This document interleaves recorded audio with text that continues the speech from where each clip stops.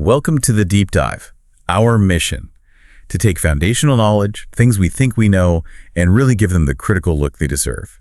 Today, we're diving into something fundamental, the bedrock of mathematical certainty. The order of operations. This is the protocol, right? Mm-hmm. The set of rules that governs pretty much any calculation from, your grocery bill to launching rockets. We're here to decode it, clear up some really persistent myths, and figure out why this seemingly simple rule from school is actually the foundation for, everything complex in math and tech. And that consistency, it really is everything. Without a strict, agreed-upon hierarchy for these operations, math would just be chaos, pure personal preference. Right.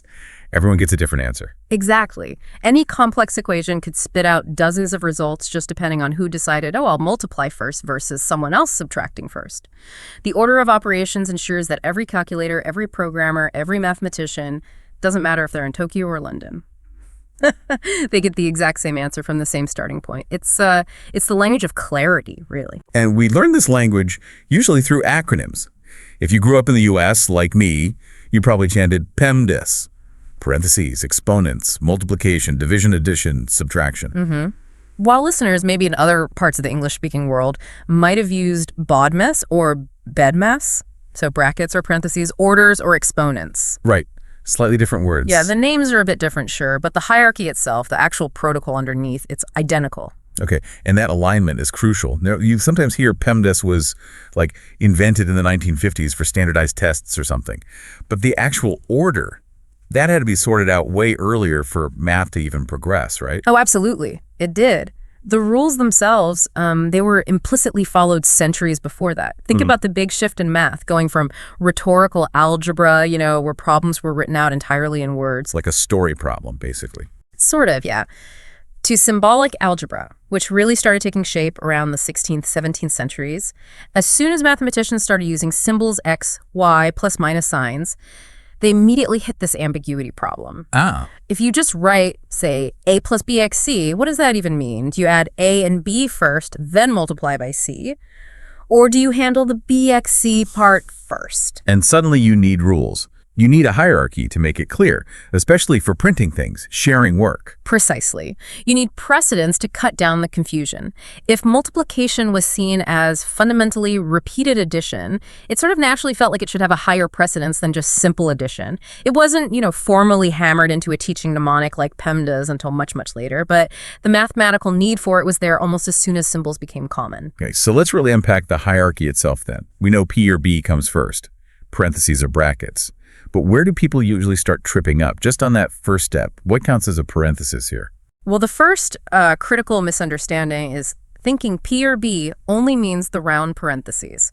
That's the highest priority, yes, but it's really a placeholder. It stands for all grouping symbols. Okay. These are the calculations you have to resolve first because they define a sort of nested calculation, something that needs to become a single number before you can move on. So it's broader than maybe what we remember from 5th grade. Absolutely, way broader. Beyond the round parentheses, you've got square brackets, area, or curly braces, but also, and this is key, fraction bars. That line in a fraction, that's a grouping symbol. Okay, didn't think of it that way. Yeah, and absolute value symbols. Ooh, radical symbols like square roots. All of those signal, do the calculation inside me first before you tackle anything else outside. That's a great point. A really important nuance. Anything inside those barriers gets top priority. Okay, so after all grouping is done, we hit E for exponents or O for orders. Correct. And E or O covers your standard exponents, x squared by A2 Tarlers, but also roots and even more complex functions like logarithms or trig functions if they're applied directly to a number or a grouped expression. That whole operation, raising to a power, taking a root, applying the function, that's the next level down. Got it. Now we get to the infamous part, the source of endless internet arguments. Yeah. MDAS, multiplication, division, addition, subtraction. Most people seem to remember PEMDAS or BODMAS just linearly. Yeah. Right? Like M comes before D, so you always multiply before you divide. And that is the source of, honestly, probably 90% of the public disagreement you see online. Really? Just that? Fundamentally, yes. Multiplication and division are not sequential like that. They have equal priority. They're partners on the same level. Okay. If they appear together in an expression, the only thing that decides which one goes first is their position. You must perform them strictly from left to right as you encounter them. So if this rule is so basic, why? Why is it still the biggest stumbling block, even for people who feel pretty comfortable with math? I think it's because the mnemonics themselves, PEMDAS, BODMAS, while they're useful starting points, they kind of accidentally encourage that linear thinking. You see MDAS written out, and your brain just wants to make it a strict sequence. 1, 2, 3, 4. Right, M then D, then A, then X. Exactly. The only way to really get it right is to visualize M and D linked together side by side on the same level of importance, and then A and S linked together on the level below that. Let's take that classic example that always causes fights. 8 divided by 2 times 4. $8 2 times 4, 4. Okay. The intuitive but wrong way would be follow PEMDAS linearly, M before D, so do 2 times 4 first. That gives you 8. Then 8 divided by 8 is 1. Precisely the mistake. But because division appears first when reading left to right, we must do $8 232 first, which is 4. Then you take that result 4 and multiply it by the remaining 4, giving you the correct answer. 16. Duh. Not 1. Not 1. That left to right rule is the absolute strict tiebreaker for operations on the same level. Okay, so these endless online math fights really just boil down to people not quite making that jump from just reciting the letters to understanding the actual convention, the parity rule. That sums it up perfectly. And the exact same logic, the same protocol, applies to the next level down. Addition and subtraction. They also have equal priority. They also must be performed strictly left to right. Okay, give me the example for A and S. Sure. Take $12, 3 plus 5, 5. Okay, $12, 3 plus $5. If I just followed the letters A before S, maybe I'd want to do the $3 plus 5, 5. No, wait, that's not right. You have to consider the minus sign with the 3. Careful there. You're almost falling into a different trap. The rule is simpler. Just go left to right because subtraction and addition are partners. What's leftmost? The subtraction. $12, $33. Right, so you do that first. $12, 3, 3 is 9. Now you have $9 plus 5, 5. Which is 14, okay. Now, if you had incorrectly tried to prioritize the addition somehow, maybe thinking of it as $12 plus -3 plus $5, that would be $12 plus $2 plus $2, $14, Hey, wait. They gave the same answer that time. Ugh. Okay, bad example on my part for showing the error, but the process was still wrong if you prioritize addition.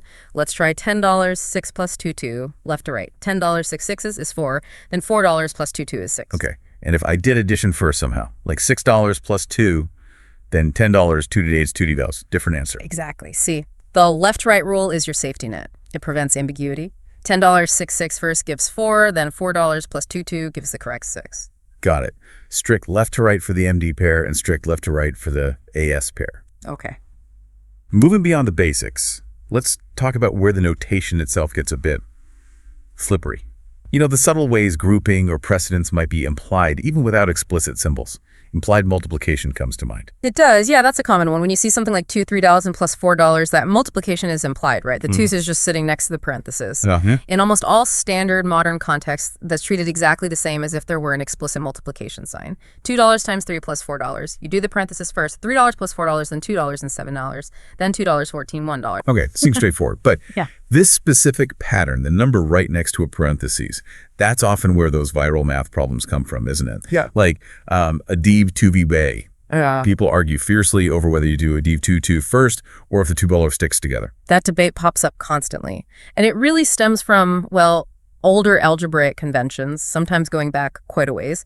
Historically, in some contexts, that juxtaposition writing two bowlers side by side was treated as having higher precedence than explicit division, almost like it had invisible parentheses around it. Ah, so there's a historical reason for the confusion. There is, but, and this is crucial, modern mathematical convention, and maybe even more importantly, virtually all programming languages, spreadsheets, calculators nowadays, they reject that special status. They treat implied multiplication just like explicit multiplication, meaning it has the same priority as division, and you just follow the left to right rule. So for the div 2b bay, the standard interpretation today is div 2b bay. If the writer intends for $2 to be the denominator, they absolutely must use parentheses, a d 2b bay. Clarity above all else. Use the symbols if you mean it. Exactly. That's the whole point of having the protocol. Don't rely on ambiguous historical quirks. And you mentioned fraction bars earlier. That's another place where grouping is implied visually. Right. You called it a hidden grouping symbol. It's probably the most powerful invisible grouping symbol there is. That horizontal line means calculate everything in the numerator first, then calculate everything in the denominator second, then do the division. So if you see fraction 3 plus 5 times 2 other. Yep. You absolutely must resolve the top first. $3 plus 5 equals 81. Then resolve the bottom. $2 times 2 equals 4, 4. Only when you have those single numbers, 8 and 4, do you perform the division implied by the bar. $8 away for $2. Makes sense. Okay, and what about those really complex ones? The equations that look like nested Russian dolls, parentheses, inside brackets, inside braces. The rule is simple. Always work from the innermost grouping symbol outwards. Find the deepest level of nesting, solve that, then move to the next level out. Okay, let's try one. How about $2 times 4 plus 3 to 1, 2, div 4, 3. Okay, good one. Step 1. Innermost grouping. That's the 3 to a 1, so $3 equals 2, 2. The expression becomes 2 doubled plus 2, 2 div 4, 2. Perfect. Step 2, still working inside the brackets now. What's next, according to PEMDAS, within that bracket? We have addition and an exponent. Exponent comes first, so $2 was 4. Now we have $2 times 4 plus 4 div 4, 3. Excellent. Step 3, finish the bracket. $4 plus 4, 3 is 8. Okay, so now it's just $2 times 8 div 4, 3. Right, and now we're back to that multiplication division level. What do? They have equal priority, so we go left to right. $2 times 88 is 16. Then $16 div 4, 4 is 4. Final answer. Perfect. You've got it. Innermost out, following PEMDAS at each step. All right. This really brings us to the so what part. Why should someone, maybe prepping for a financial presentation or, writing some code, why should they care so deeply about rules that were getting hammered out centuries ago? Because this logical structure, this order, it's basically the operating system for all complex mathematics. Think about basic algebra, right? Evaluating a polynomial.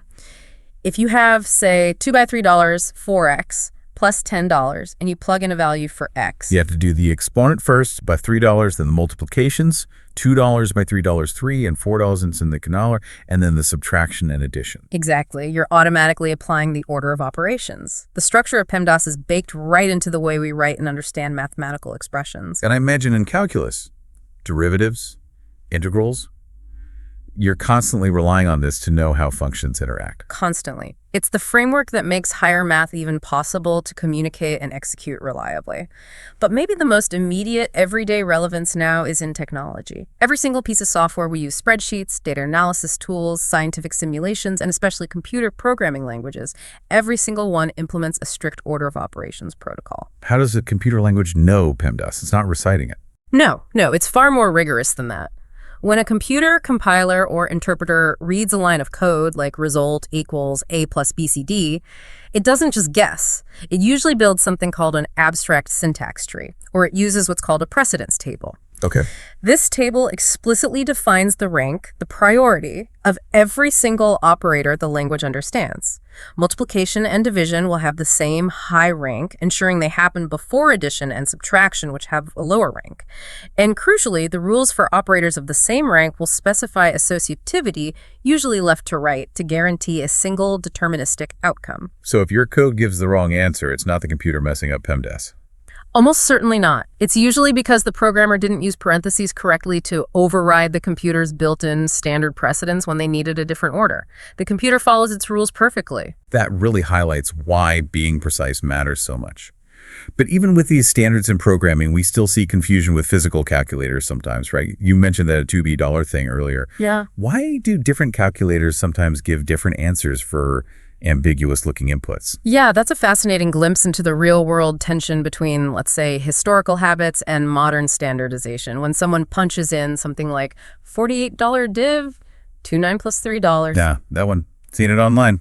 Right. Some calculators, especially older graphing calculators, or maybe systems designed with older algebraic notation styles in mind, might actually give precedence to that implied multiplication. They might treat $29 plus $3 a single unit that needs calculating first. So they'd see it as $48 2 times $12, which is $48.24 equals 2. Exactly. They might yield 2, but the strictly modern, standardized approach, the one used in most programming languages and newer calculators following strict PEMDAS BODMAS, would resolve the parenthesis first, $9 plus 3 equals 2.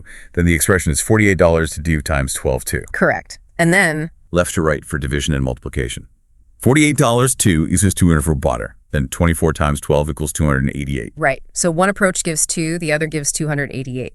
The fact that different tools can give different answers for the same input string proves that the order of operations is ultimately a convention. It's an agreed upon standard, enforced by consensus and implementation, not some immutable law of the universe. No. And it really hammers home the point, If there's any chance of ambiguity, use parentheses. Make your intention crystal clear for humans and machines alike. This has definitely been a true deep dive, way beyond just reciting the letters. So, to wrap up, the real takeaway is that the order of operations provides this essential consistency for math worldwide. We absolutely have to remember multiplication, division are partners, addition, subtraction are partners, and they run left to right within their level. And P for parentheses is really G for grouping. Grouping, it includes brackets, braces, fraction bars, absolute values, radicals, anything that contains a subcalculation. Absolutely. Getting the parity and the left to right rule down, that provides the most clarity. And it's interesting, while we've spent centuries refining these rules on paper for clarity between people, there's actually ongoing research now looking at how we process these structures internally. Wait, cognitive science? How does cognitive science get involved with PEMDAS? Well, think about it. The rules are abstract, right? And our working memory, the mental bandwidth we have, it's limited. Trying to parse a long, complex string of mathematical symbols puts a real strain on that it has a high cognitive load. Okay. Mnemonics like PEMDAS or BODMAS actually work as a kind of cognitive crutch. They help us by externalizing the rules so our brain doesn't have to actively juggle the precedence of every single operator it sees all at once. Oh, never thought of it that way.